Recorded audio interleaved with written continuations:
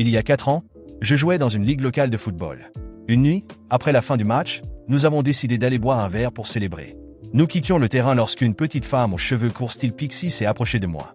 Elle a dit qu'elle était une fan et qu'elle voulait que je lui signe un maillot. Les autres gars de mon équipe nous entouraient, souriant avec des yeux pleins d'envie. Elle était absolument magnifique. Son nom était Gemma. J'ai signé son maillot et mon meilleur ami Lincoln lui a demandé si elle voulait se joindre à nous. Tous les gars étaient d'accord pour qu'elle nous rejoigne, mais elle a protesté en disant qu'elle serait la seule femme, alors je lui ai dit que ma sœur Anna serait là.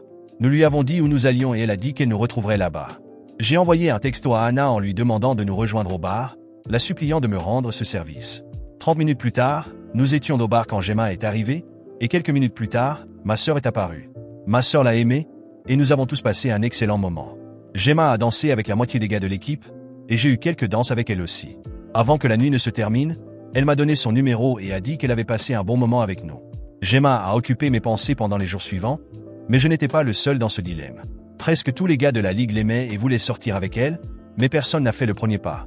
Selon notre code d'amis, j'avais indiqué en premier que je l'aimais et que je voulais sortir avec elle, donc les autres ne pouvaient que fantasmer sur elle. Gemma et moi sommes devenus amis, mais elle est aussi devenue amie avec Lincoln et ma sœur Anna. Tous les trois, nous passions beaucoup de temps ensemble, mais après quelques mois, Gemma et moi avons commencé à passer plus de temps seuls. 1 an plus tard, notre amitié s'est approfondie, et je ne lui avais toujours pas demandé de sortir avec moi. Même si elle me fascinait, je ne l'ai pas invitée à sortir parce qu'elle ne semblait pas intéressée par moi. Je ne voulais pas risquer de perdre notre amitié. Un soir, nous dînions chez moi. Je n'avais été avec aucune autre femme depuis que je l'avais rencontrée, car c'était elle que mon cœur désirait, et je n'avais jamais ressenti cela pour quelqu'un d'autre. Je l'ai regardée dans les yeux et j'ai réalisé que j'étais amoureux d'elle. Je ne pouvais pas m'en empêcher. Je lui ai dit que je l'aimais et que je voulais que nous soyons en couple. La surprise se reflétait sur son visage, mais elle s'est vite reprise. Elle a pris mes mains et m'a serré dans ses bras. Gemma m'a dit qu'elle m'aimait beaucoup, mais seulement comme amie, et qu'elle n'avait jamais envisagé de pensée romantique à notre sujet. C'était exactement ce que je craignais, perdre notre amitié. Mon cœur s'est brisé, mais je lui ai assuré que nous resterions amis et que rien ne changerait. Gemma a dit qu'elle n'était pas prête à être en couple, et même si elle l'était, ce ne serait pas avec moi. Elle m'a serré dans ses bras, et avant de partir, elle m'a dit que j'étais une personne merveilleuse. 3 mois plus tard, j'étais dans le quartier de Lincoln et j'ai décidé de lui rendre visite. Il s'était passé un moment depuis que j'avais eu de ses nouvelles, et je voulais voir comment il allait. Je me suis arrêté dans son allée et j'ai frappé à sa porte. Il lui a fallu 5 minutes pour ouvrir. Il portait un short, son torse était nu, et il empestait la sueur et le sexe. J'ai commencé à m'excuser d'avoir ruiné sa soirée quand une voix familière est venue de sa chambre, demandant qui c'était. Lincoln a pris une profonde respiration, et la culpabilité se reflétait dans ses yeux alors qu'il répondait que c'était moi. Quelques secondes plus tard, Gemma est apparue, portant l'une des chemises de Lincoln, ses cheveux en désordre. Ils m'ont dit qu'ils sortaient ensemble depuis 2 mois, et je les ai félicités. Je me suis forcé à réprimer mes sentiments pour Gemma parce qu'elle était mon amie et sortait avec mon meilleur ami. J'étais heureux pour elle, et nous sommes restés amis, continuant à passer du temps ensemble. Les voir si affectueux l'un envers l'autre devant moi ne m'a rien fait ressentir. J'ai arrêté de jouer dans la ligue locale parce que j'avais été promu directeur financier de mon entreprise, et mon emploi du temps était devenu plus chargé.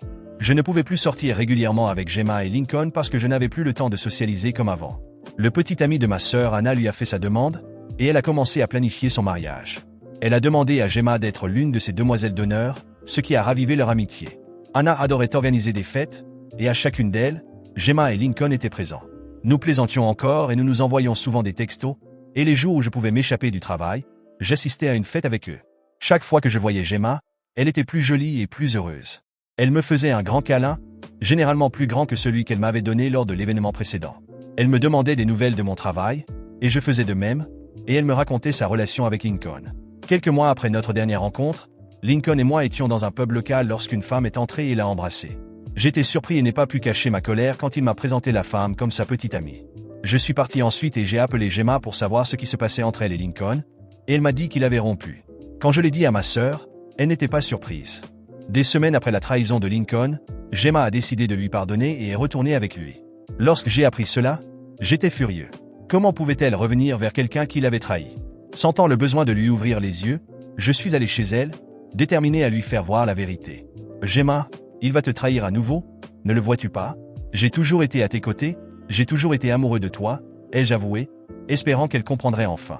Mais, à ma déception, Gemma a juste soupiré et m'a regardé avec une tristesse résignée. Je lui fais confiance, et nous nous comprenons. Il a promis de changer, et je veux croire en cela. Cela m'a écrasé, Mais je n'étais pas à l'aise avec la situation. Je ne sais pas si c'était parce que je l'aimais encore, mais je n'étais pas bien. J'ai décidé de rassembler des preuves des trahisons de Lincoln, en le suivant et en prenant des photos de ses rencontres avec d'autres femmes, et cela s'est fait plus vite que je ne l'avais imaginé. Lorsque j'ai eu ce dont j'avais besoin, j'ai montré tout à Gemma, espérant qu'elle verrait enfin la vérité. Elle a pleuré, s'est excusée de ne pas m'avoir cru et a rompu avec Lincoln. À ce moment-là, je m'étais déjà éloigné de lui et ne voulais plus qu'il soit mon ami, et lui ressentait la même chose. Au cours des mois suivants, Gemma et moi avons commencé à nous rapprocher, et avec un esprit plus clair, elle m'a demandé pourquoi j'avais insisté pour lui montrer cela. Alors, j'ai tout confessé les moments où je pensais à elle et l'aimais, mais n'osais pas me rapprocher par peur.